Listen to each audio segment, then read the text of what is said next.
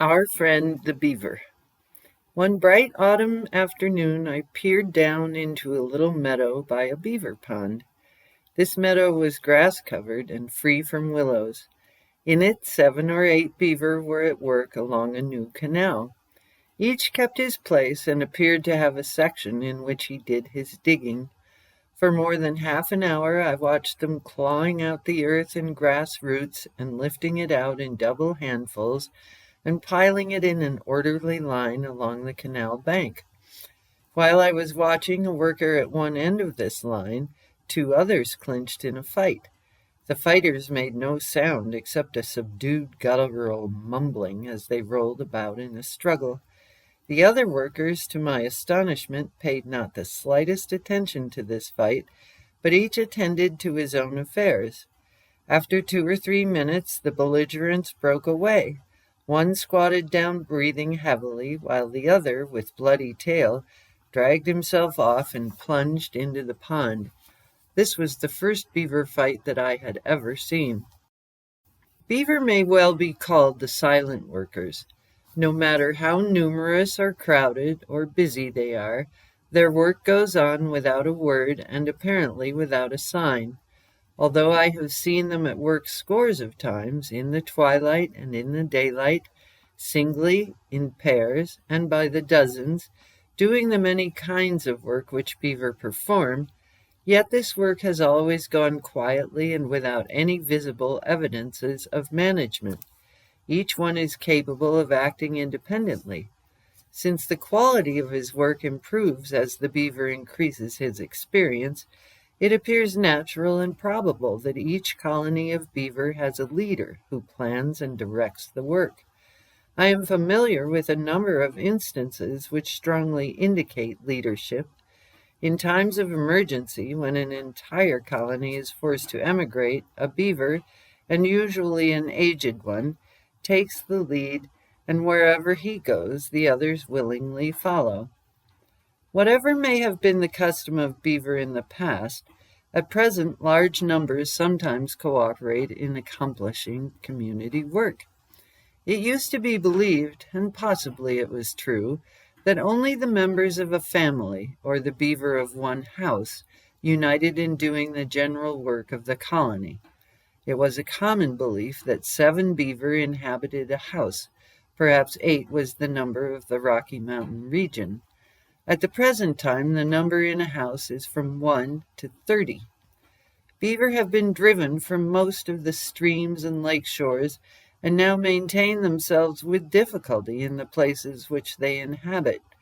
In surviving, they probably have had to sacrifice a few old customs and to adopt some new ones, and it is likely that these changes sometimes call for larger houses so as to care for the increased number of beaver which conditions now compel to live in one locality. A number of instances have come under my notice where beaver were driven from their colony either by fire or by the aggressiveness of trappers. These moved on to other scenes where they cast their lot with the beaver of another colony and apparently were received with every welcome.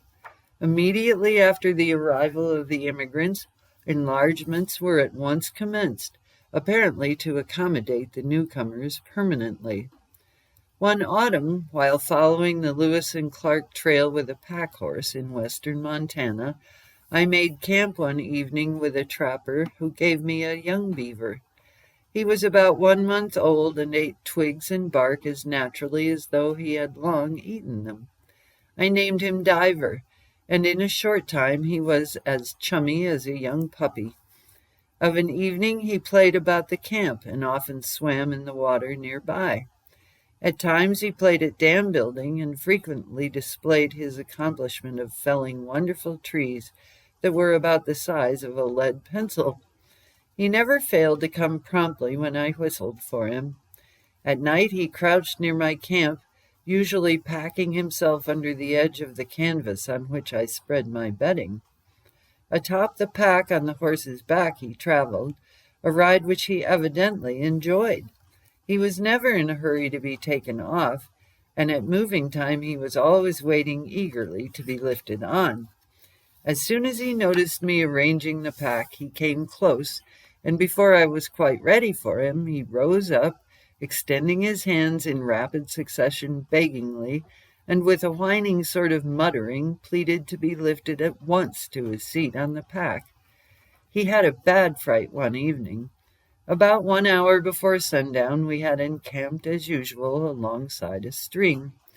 He entered the water, and after swimming about for a time, taking a dozen or so merry dives, he crossed to the opposite side. In plain view, only 50 feet away, I watched him as he busily dug out roots of the Oregon grape and then stopped leisurely to eat them.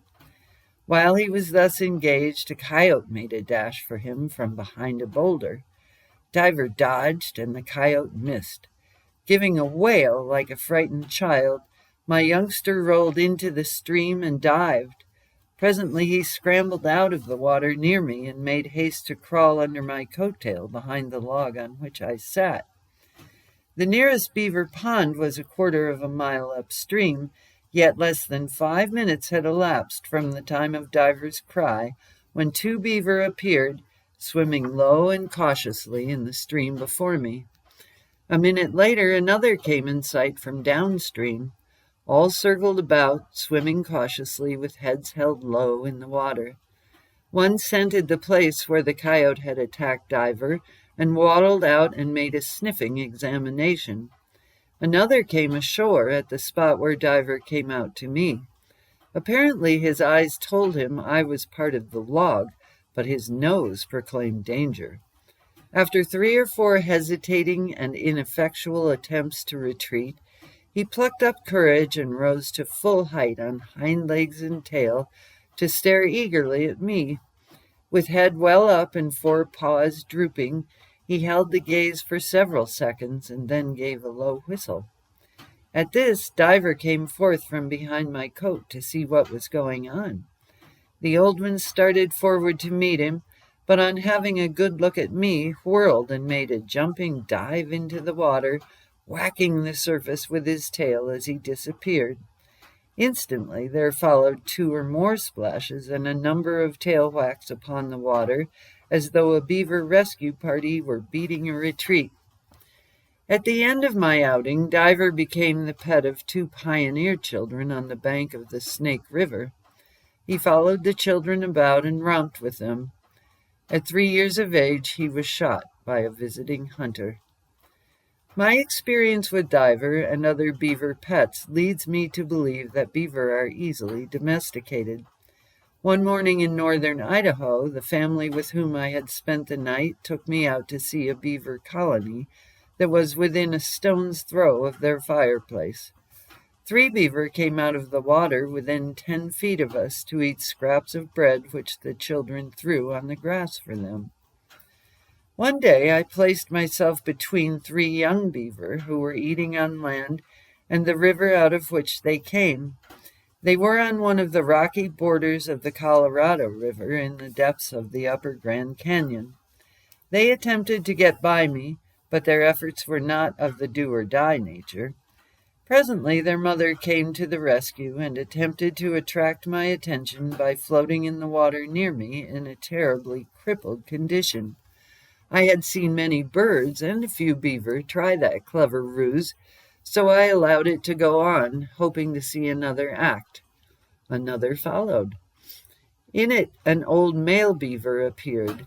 He swam easily downstream until within a few yards of me and then dived, apparently frightened. But presently he reappeared nearby and dived again. While I was watching him, the youngsters edged a few yards nearer the river. To stop them and prolong the exhibition, I advanced close to them as though to grab them. At this, the mother beaver struggled out of the water and set up a tumbling and rolling so close to me that I thought to catch her for examination. She dodged right and left and reached the water. While this was going on, the youngsters escaped into the river. Mother beaver instantly recovered, and as she dived, gave the water a scornful whack with her tail. The beaver is not often heard. He works in silence. When he pauses from his work, he sits meditatively, like a philosopher. At times, however, when in traveling, beaver are separated from one another, they give a strange shrill whistle or call. Occasionally this whistle appears to be a call of alarm, suspicion, or warning. Sometimes when alarmed, a young beaver gives a shrill and frightened cry, not unlike that of a lost human child. On a few occasions I have heard, while listening near a beaver house in the early summer, something of a subdued concert going on inside, a purring rhythmic melody. They have a kind of love ditty also. This is a rhythmic murmur and sigh, very appealing, and it seems strangely elemental as it floats across the beaver pond in the twilight. It is probable that beaver mate for life. All that is known concerning their ways indicates that they are good parents. The young are usually born during the month of April. The number varies from 1 to 8. Probably 4 is the number most common. A short time before the birth of the youngsters, the mother invites the father to leave, or compels him to do so, or he may go voluntarily, and she has possession of the house or burrow, probably alone, at the time the youngsters are born. Their eyes are open from the beginning, and in less than 2 weeks they appear in the water accompanied by the mother. Often I have investigated beaver colonies, endeavoring to determine the number of youngsters at a birth. Many times there were 4 of these furry, serious little fellows near the house on a log that was thrust up through the water. At other times from 1 to 8 youngsters sunned themselves on the top of the rude home. One May, in examining beaver colonies, I saw 3 sets of youngsters in the moraine colony. They numbered 3 and 2 and 5. One mother in another colony proudly exhibited 8, while still another, who had been harassed all winter by trappers and who lived in a burrow in the bank, could display but 1. It is not uncommon for young orphan beavers to be cared for and adopted by another mother beaver. I have notes of 3 mothers who, with children of their own, at once took charge of orphans left by the death of a neighbor. One June, a mother beaver was killed near my camp. Her children escaped. The following evening, a new mother with 4 children of her own adopted them and moved from her own home a quarter of a mile distant to the home of her dead neighbor, and there brought all the youngsters up. Beaver have great fun while growing up. Posted on the edge of the house, they nose and push each other about, ofttimes tumbling one another into the water. In the water they send 1,000 merry ripples to the shore as they race, wrestle, and dive in the pond. They play on the house, in the pond, and in the sunshine and shadows of the trees along the shore. Beavers are mature the 3rd summer of their lives, and at this time they commonly leave the parental home, pair, and begin life for themselves. There are stories to the effect that the parents of the youthful home builders accompany the children to new scenes, help them select a building site, and assist in the construction of the new house and dam. After this, the parents return home. This probably is occasionally true. Anyway, I once saw this program fairly well carried out, and at another time in a limited manner. The beaver is practical, peaceful, and industrious. He builds a permanent house and keeps it clean and in repair. Beside it, he stores food supply for the long winter. He takes thought for the morrow. These and other commendable characteristics give him a place of honor among the hordes of homeless, hand-to-mouth folk of the wild. During the winter he has but little to do except bathe and eat his 2 or 3 meals a day from the food he has stored in the autumn. Towards spring, when his wild neighbors are lean, hungry, and cold, he is fat and comfortable. In the spring he emerges from the house, but then his only work is occasionally to cut a twig for food. In the summer he plays tourist. He visits other colonies and wanders up and down streams, going miles from home. In the late summer or early autumn he returns, makes repairs, and harvests food for winter. The beaver is a valuable conservationist, but there are localities in which he cannot be tolerated. Although dead wood is rarely cut by the beaver, many a homesteader has been disturbed by his cutting off and carrying away green fence posts. Recently, beaver have returned to a few localities and got themselves into bad repute by felling fruit trees. Occasionally, too, in the West, they have lost caste by persistently damming an irrigation ditch and diverting the water, despite the fact that a court has given both the title and the right of this water to someone else a mile or so down the ditch. In all logging operations, beaver never fail, where there is opportunity, to cut trees upstream and float them down with the current. Tree cutting is an interesting phase of beaver life. A beaver will go waddling dully from the water to a tree he is about to cut down. All will look about for enemies. One may be wise enough, but the majority will not do so, to look upward, to see if the tree about to be felled is entangled at the top. All appear to choose a comfortable place on which to squat or sit while cutting. Commonly, when the tree begins to creak and settle, the beaver who has done the cutting thuds the ground a few times with his tail and then scampers away, usually going into the water. Sometimes the nearby workers give the thudding signal in advance of the one who is doing the cutting. Now and then no warning signal is given, and the logging beaver occasionally fells his tree upon other workers, with a fatal result. As with axemen, the beaver doing the cutting is on rare occasions caught and killed by the tree which he fells. Rarely does the beaver give any thought to the direction in which the tree will fall. In a few instances, however, I have seen what appeared to be an effort on the part of the beaver to fell a tree in a given direction.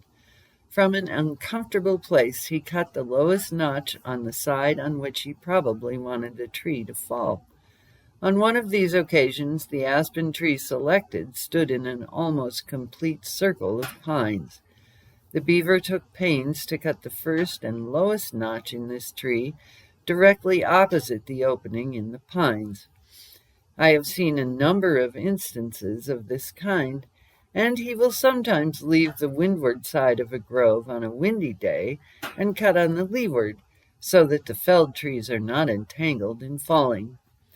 Rarely does more than one beaver work at the same time at a tree.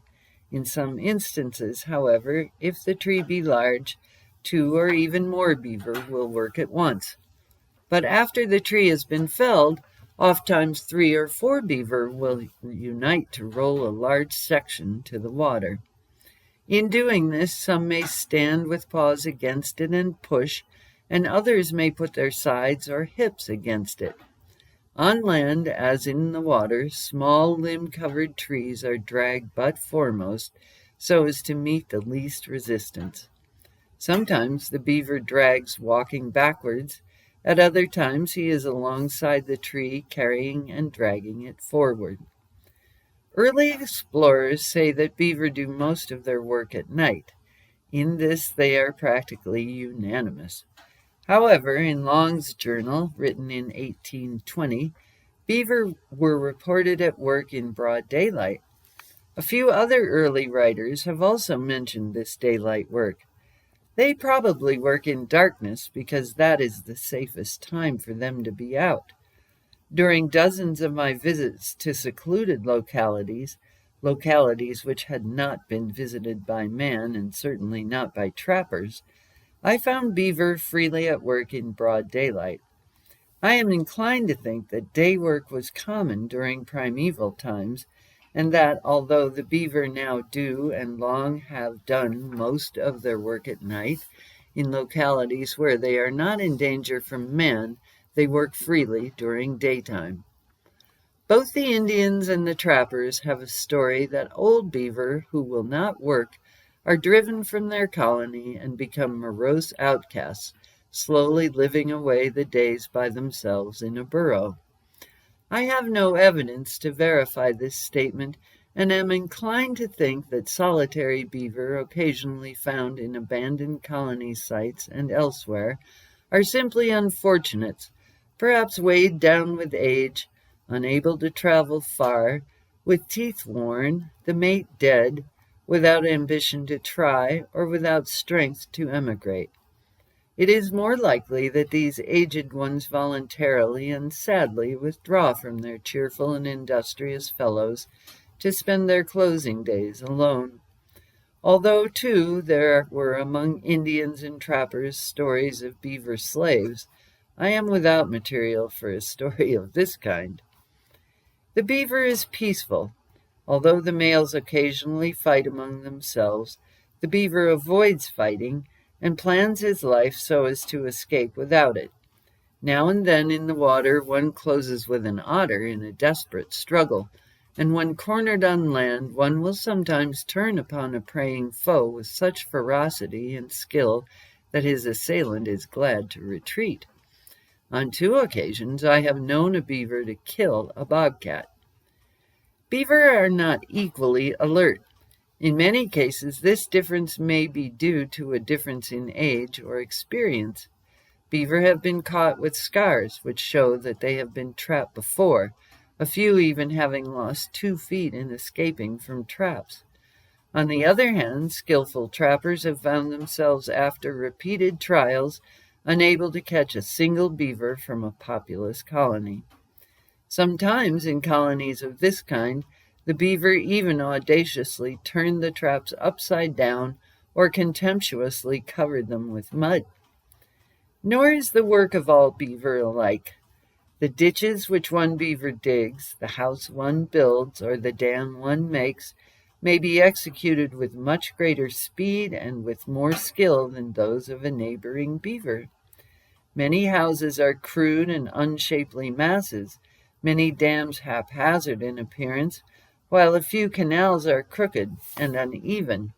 But the majority do good work and are quick to take advantage of opportunity, quick to adjust themselves to new conditions, or to use the best means that is available.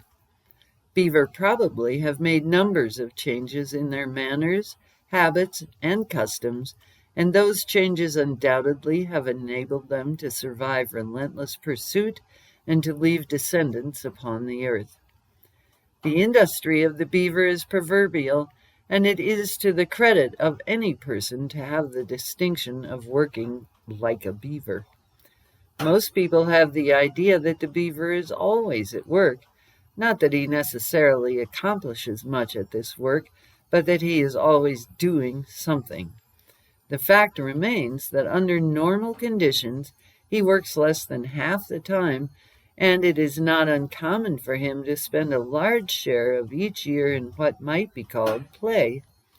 He is physically capable of intense and prolonged application, and being an intelligent worker, even though he works less than half the time, he accomplishes large results.